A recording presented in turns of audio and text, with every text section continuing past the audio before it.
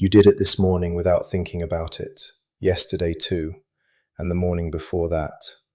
A completely automatic, entirely free, universally available biological process that most people never once consider as a source of income. But somewhere right now, there is a person waking up and treating their bowel movement the way a commodity trader treats crude oil, with precision, with routine, and with a very specific understanding of exactly what it is worth. Because as it turns out, your stool might be the most undervalued asset you produce every single day. And the company that figured out how to collect it, process it, and sell it to hospitals has built one of the strangest and most quietly important medical businesses in the country. The answer to how much it pays and who actually gets rich from this is nothing like what you'd guess. Before we get to the money, you need to understand what the product actually does, because this is not a novelty business. It is not a joke. It is, in the judgment of the US Food and Drug Administration, a medical treatment, and for roughly 500,000 Americans every year, it is the treatment that works when everything else has already failed. The infection is called Clostridioides difficile, or C. diff. It starts almost always after a course of antibiotics. The antibiotics do what they're supposed to do. They kill the infection they were prescribed for, but they also destroy a significant portion of the healthy bacterial ecosystem in your gut. That destruction creates a vacancy, and C. diff, a bacterium that is extraordinarily good at surviving in hospitals, on surfaces, and in environments where other bacteria cannot, moves in. The symptoms range from severe diarrhea to intestinal perforation to sepsis. According to data cited by OpenBiome, C. diff leads to nearly 30,000 deaths per year in the United States alone, and roughly 1 in 3 patients who are successfully treated will experience a recurrence because the underlying bacterial imbalance that allowed the infection to take hold in the first place was never actually fixed. The antibiotics that treat C. diff do so by suppressing the infection. They do not rebuild what was lost. That rebuilding is the entire premise of the fecal transplant. The logic is almost absurdly simple once you understand it. If a gut that is missing its healthy microbial community is vulnerable to C. diff, then the fastest way to restore protection is to transplant a healthy microbial community from someone whose gut is functioning the way it should. Screened, processed, delivered. The FMT National Registry published results in 2021 showing 1-month cure rates of around 90% in patients with recurrent C. diff following a single transplant. 90%. For patients who had already failed multiple rounds of antibiotics, sometimes for months or years.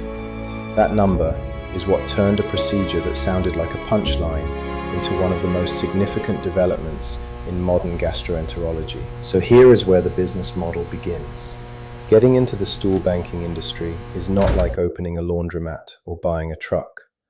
The product is a human biological material regulated by the FDA.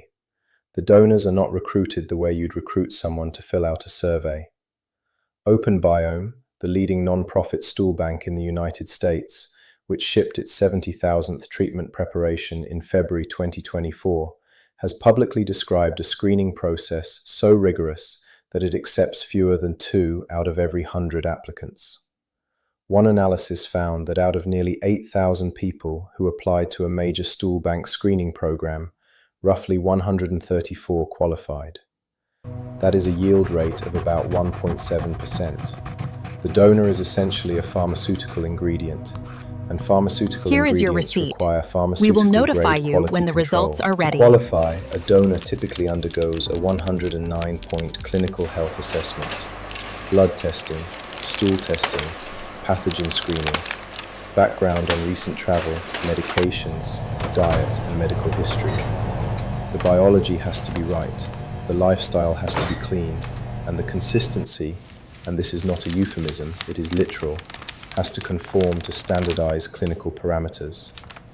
Pass all of that, and you are what the industry calls a super donor, a person whose microbiome is healthy enough, diverse enough, and consistent enough to generate transplant material that can be used in clinical settings. Now here is the number that stops the scroll. Human microbes, a commercial stool bank, has posted publicly that a donor who provides a daily stool donation at their current rates of $500 per qualifying sample could earn up to $180,000 per year. $180,000 for a daily biological process you were already going to perform for free. Open Biome, operating as a non-profit, paid a significantly lower rate, around $40 per donation, with a $50 bonus for 5 consecutive days in a week, yielding up to $13,000 annually for their most consistent donors. The spread between those two numbers tells you something important about where this market is going. The commercial operators see a price signal the non-profit model cannot follow. But here is what nobody tells you before you start calculating your annual stool income. The product is not the donation. The product is what the stool bank does to the donation before it ever reaches a hospital. The donated material is filtered, pathogens are screened out. The microbial community is characterized and preserved, typically through a freezing process that keeps the sample stable for clinical use. A single donation may be processed into multiple treatment preparations. Each one of those preparations is then sold to a hospital or gastroenterology practice at a price that reflects not the cost of the donation, but the cost of the laboratory infrastructure, the regulatory compliance, the quality control, and the liability that comes with delivering a human biological material into a patient with an already compromised immune system. Open Biome charged hospitals roughly $2,050 for 30 capsules of processed FMT material. The gap between the donor's $40 and the hospital's $2,000 is where the business lives. Strip all of that away, and the economics backstage. If we look at the phase 3 ways trials, the efficacy rate is unprecedented. But the regulatory hurdles in the European market remain a concern. concern. To clinical standards is not a kitchen.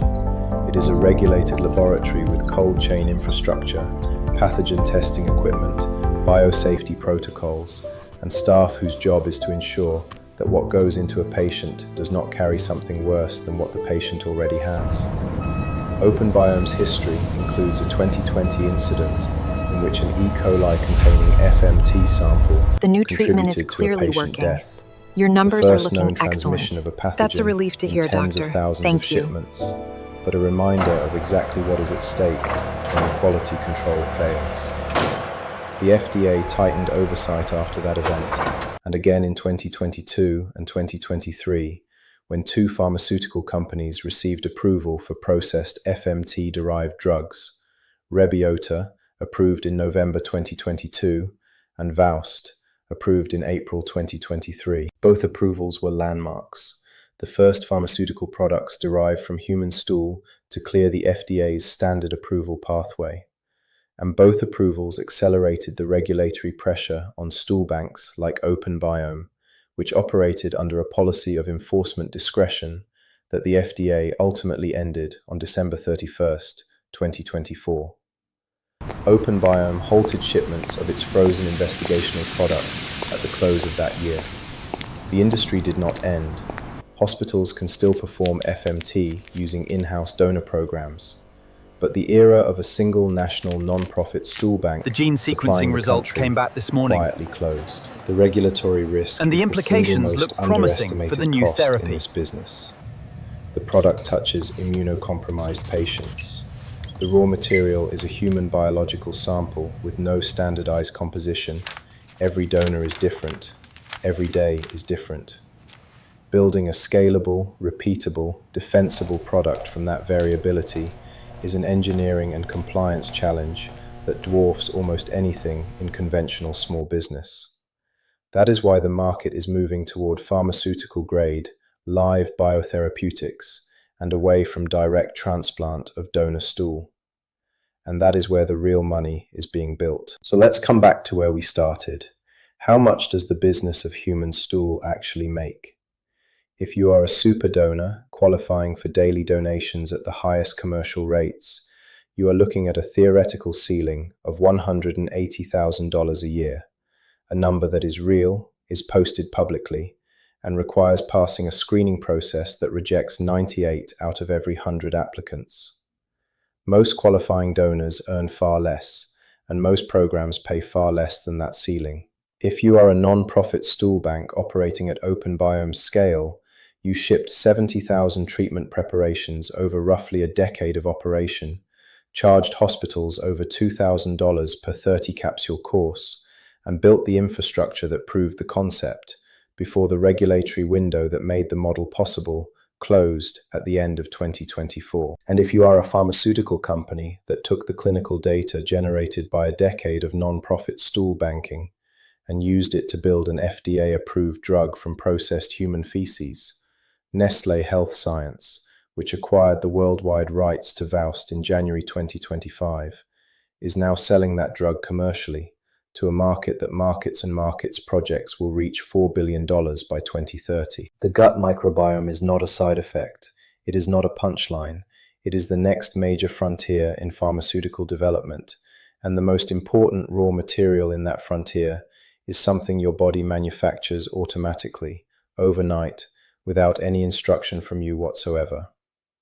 The people who figured that out first spent years in laboratories, worked through regulatory uncertainty, handled a product that made most people laugh, and built the clinical evidence base that is now worth billions to the companies that followed them. And the person who donates tomorrow morning clears 109 screening checkpoints and earns $500 for a sample that will be processed into a treatment that cures someone who had been sick for 2 years.